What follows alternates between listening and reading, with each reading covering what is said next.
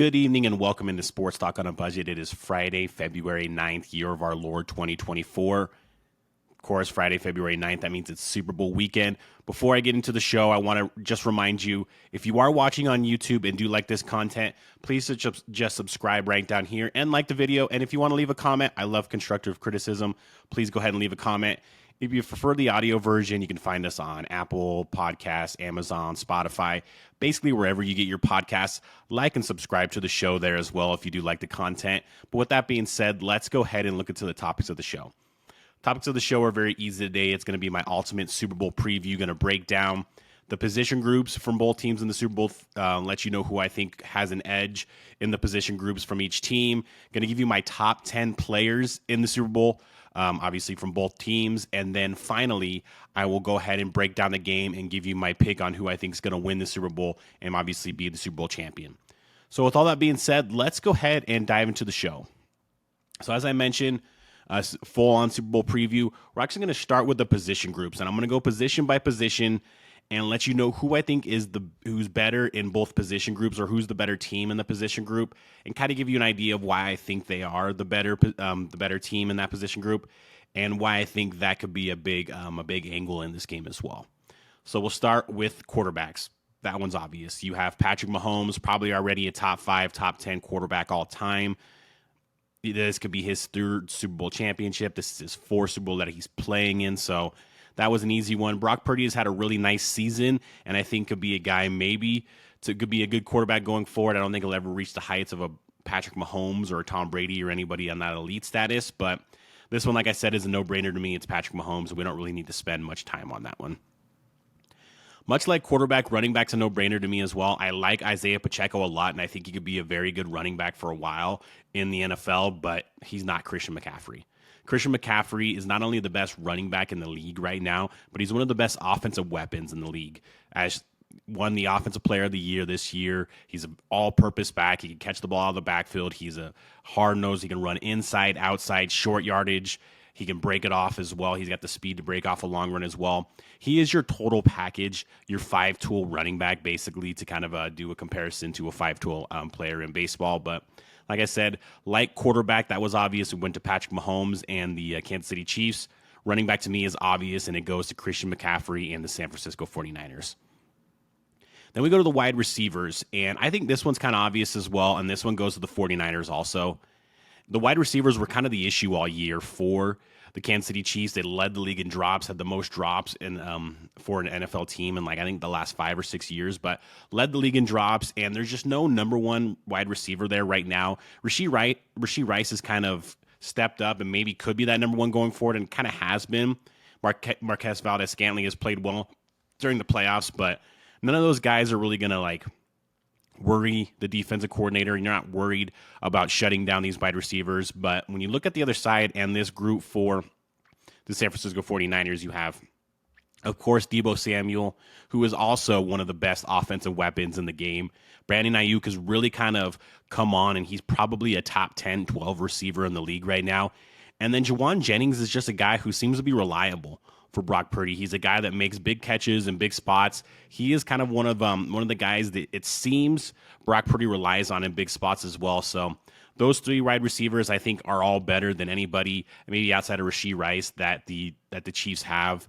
And I think it was pretty obvious with this one as well that the wide receiver position group goes to the San Francisco 49ers. And then we go to tight end. And tight end, a lot of people were like, okay, that's obvious. It's the Chiefs, and I'm going to take the Chiefs as the tight end because Travis Kelce is an all-timer. But George Kittle is a very good tight end as well. He is a very good tight end. He's probably top 3 or 4 tight end in the league. And what George Kittle does well that Travis Kelce does not do well is George Kittle can play in the run game and can block.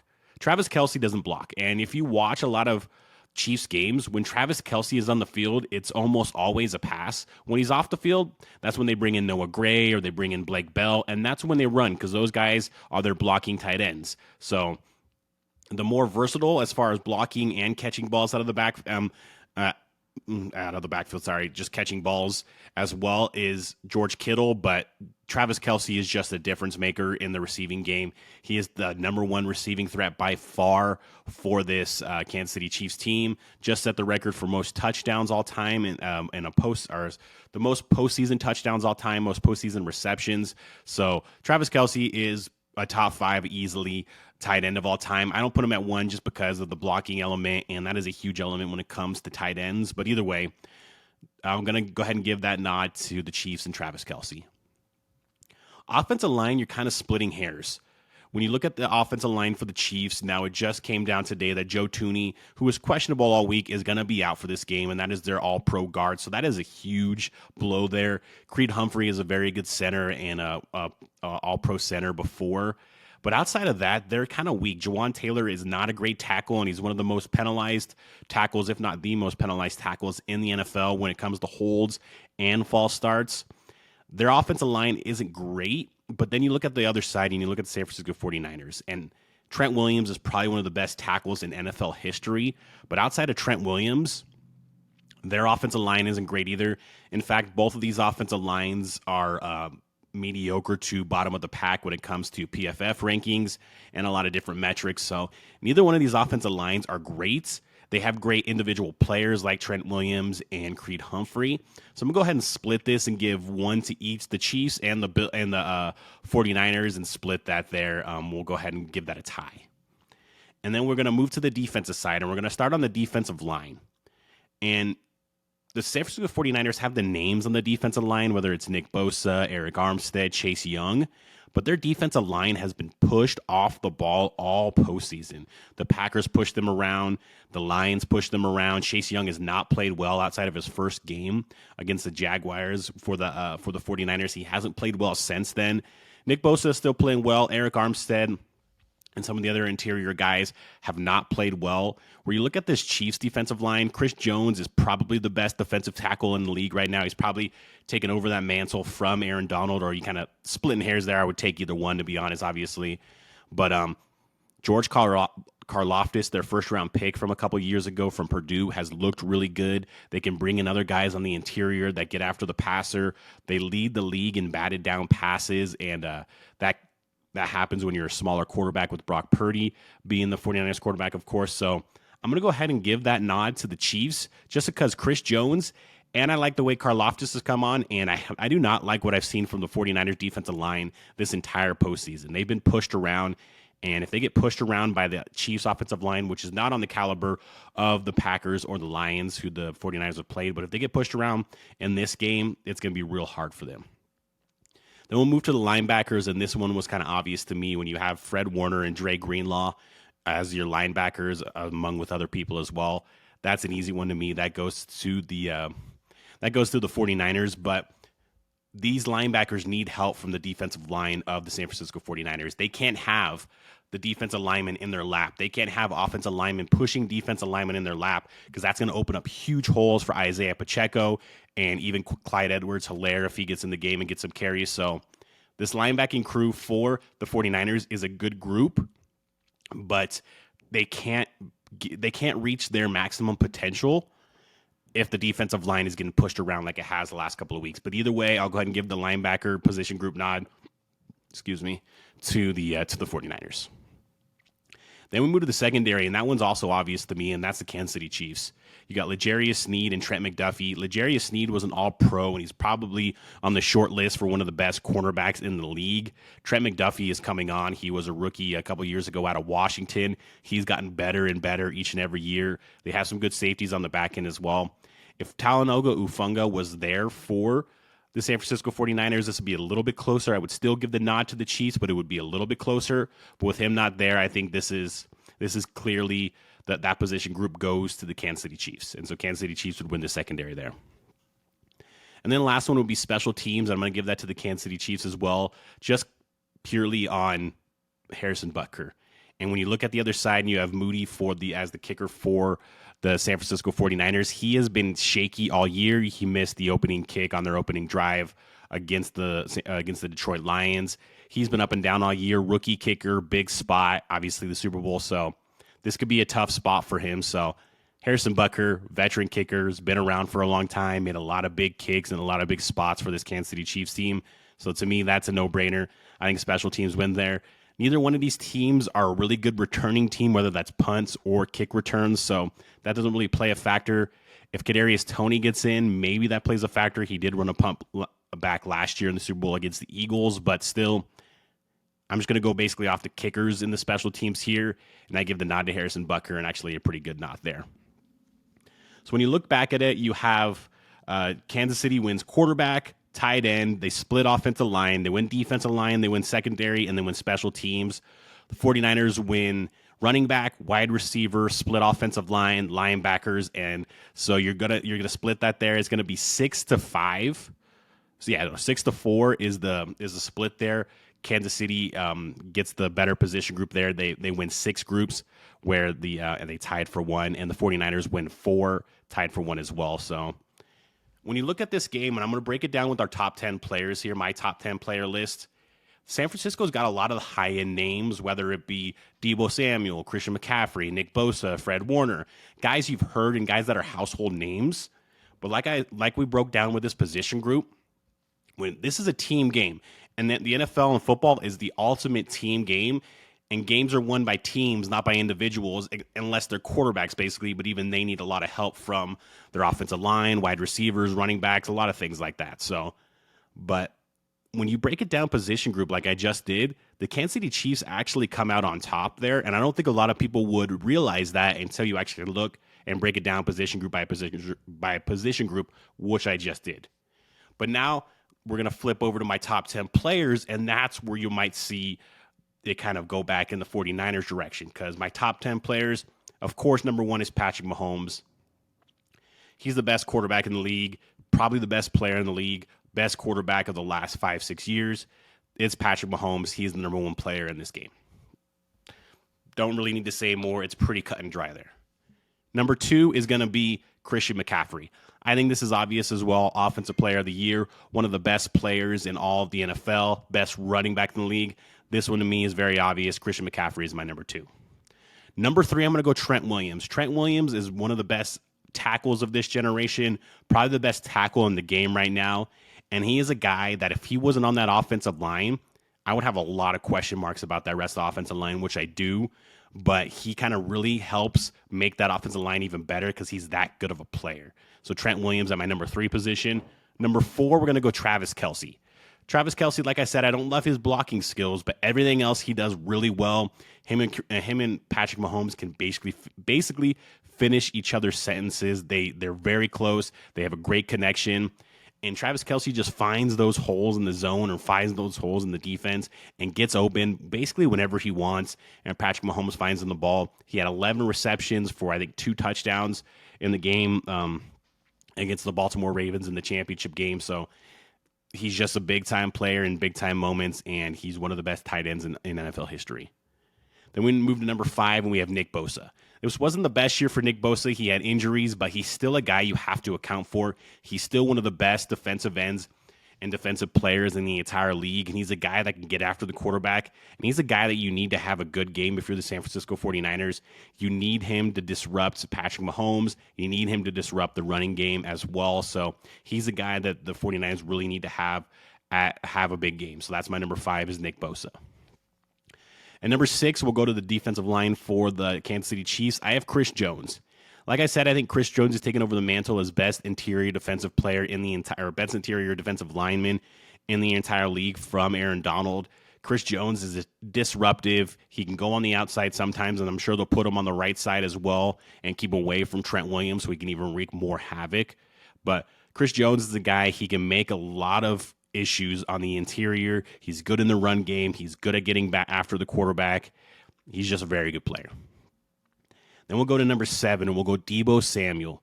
Deebo Samuel is just the ultimate offensive weapon. He's great in the pass game. He's great with the yards after catch. You can give him the ball out of the backfield. He can run just as well as almost any running back in the league.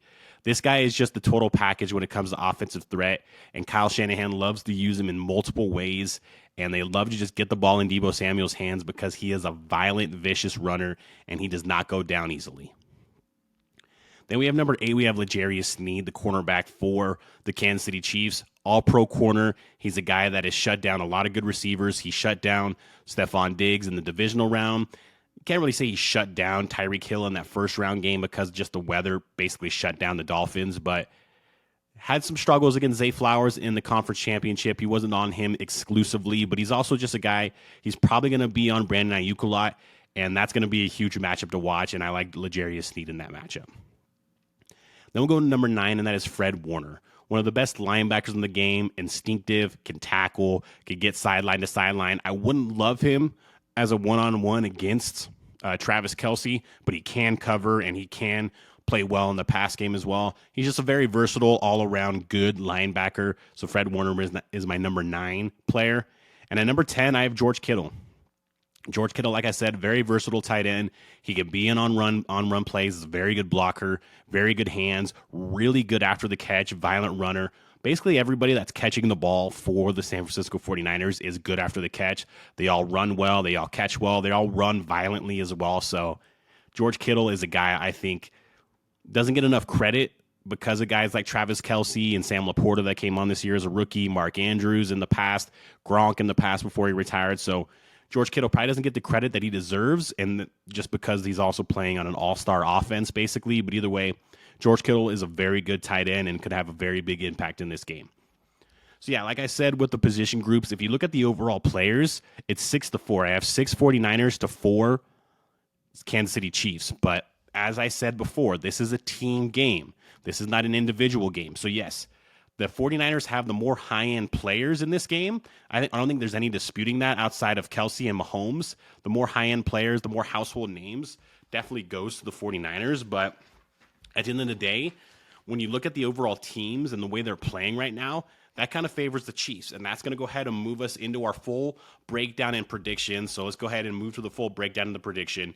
So we have the Chiefs, of course, playing the 49ers in Vegas for the Super Bowl.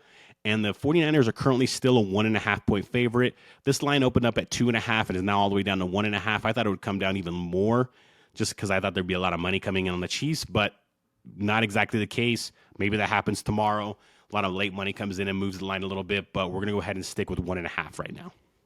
And some of the big questions that I have been looking for going into this game is starting with the 49ers on offense. 49ers on offense have gotten out the slow starts in their first 2 playoff games. And they've fallen behind, and they've kind of sputtered out the gate and did not have good drives on the first couple of drives. They can't really afford to do that. You don't want to fall behind against Patrick Mahomes, and not just against Patrick Mahomes, but against this Kansas City Chiefs defense. This Kansas City Chiefs defense likes to get after the quarterback, but not just that. They're a really solid defense almost at every level. They tackle really well. They defend really well in the pass game. They are susceptible in the run game, and that's another kind of key to this game is do the San Francisco 49ers just lean, and this is what I would do, just lean on Christian McCaffrey. Because if there is an area that this Kansas City Chiefs defense is susceptible, it's their run defense. They're middle of the pack in the run defense when it comes to the regular season numbers. A little bit better in the run game in the playoffs so far, but I don't love the game plan that Baltimore had against them because Baltimore was moving the ball running against this Kansas City Chiefs defense, but they got behind and started throwing the ball when they have the best running quarterback maybe in NFL history and a really good running back in Gus Edwards as well. If I am the San Francisco 49ers, I do not get away from Christian McCaffrey. Give him the ball early, often, as much as you can, because that is where you can win this game. You keep Patrick Mahomes on the sideline. You go ahead and just churn and get first downs with Christian McCaffrey. You can do that. I would have him running off the left side from behind Trent Williams. That would really bode well. But that's going to be a huge key to this game is can the Kansas City Chiefs get to slow down Christian McCaffrey? And if they don't, do the 49ers stay diligent and keep running the ball against this Kansas City Chiefs defense, which the Baltimore Ravens did not. So, and then when you look at the other side, like I've talked about in these first 2 playoff games for the San Francisco 49ers, their defensive front has been pushed around by both the Packers and the Lions. Now, both those offensive lines, as I mentioned before, are better than the Kansas City Chiefs, but still, you got pushed around. They ran the ball down your throat. Do the Chiefs try to do that with Isaiah Pacheco and Clyde Edwards-Helaire? Do they try to do that? I think they should. I think this should be a more running-heavy game for both teams because both defenses are susceptible in the run game. And if you can run the ball with Isaiah Pacheco, that opens up some windows for Kelsey in the pass game, for guys like Rashee Rice and maybe Marquez Valdes-Scantling stays hot because he's been better in the playoffs. So that's another key to me is the run defense for the San Francisco 49ers. Can they slow down and get a stop in the run game, which they have not been able to do basically since Christmas against the Baltimore Ravens. And huge matchup for me is the wide receivers of the 49ers versus the defensive backs and corners of the Kansas City Chiefs. You got Brandon Ayuk, you got Jawan Jennings, you have Deebo Samuel versus L'Jarius Sneed, Trent McDuffie, and company, basically. It's good on good. Good on good. Who's going to win those matchups? Can Brandon Ayuk get some separation? Can Deebo Samuel he's probably going to be in the slot most of the time. Can he get open? Can he break tackles? And can this Kansas City Chiefs secondary, which is very good at tackling, remain that way? Because this 49ers offense, every single one of these guys that catch the ball are good after the catch. So if they're gonna make catches, if they're gonna get receptions, the Chiefs have to get them down on the ground. You cannot let them get ahead of steam, break a couple of tackles, because then they can break off long plays. We've seen that with Deebo. We've seen that with Ayuk. We've, of course, seen that with Kittle and with McCaffrey as well. So that's going to be a huge matchup. And last key for me is going to be Brock Purdy. Brock Purdy has had bad first halves in both games in the playoffs so far. And this is obviously the biggest game he's ever played in his entire life. This is the biggest game you can play as a football player. Does Brock Purdy get tight? And does Kyle Shanahan start to lose some of that confidence in Brock Purdy and call maybe more of a tight game? Because I think if that happens, that really plays into the hands of the Kansas City Chiefs, and that defense can kind of, smell a little blood in the water and get after Brock Purdy. So Brock Purdy's going to have to play a clean game. No turnovers. Take what the defense gives you. Find Christian McCaffrey out of the backfield, I think, is going to be huge in this game. George Kittle, I think, will be huge in this game. Deebo Samuel out of the slot will be huge in this game. You don't need to hit a home run on every play if you're Brock Purdy.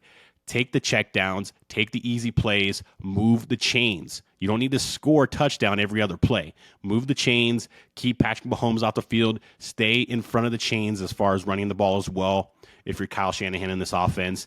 And there's a recipe for this 49ers team to just lean on McCaffrey and open up the pass game a little bit, short passes to Kittle and Deebo, and kind of just keep the ball away from Patrick Mahomes. But if they can't get that run game going, and if it's going to be on the back of Brock Purdy, I do not like that at all, especially against this secondary of the Kansas City Chiefs.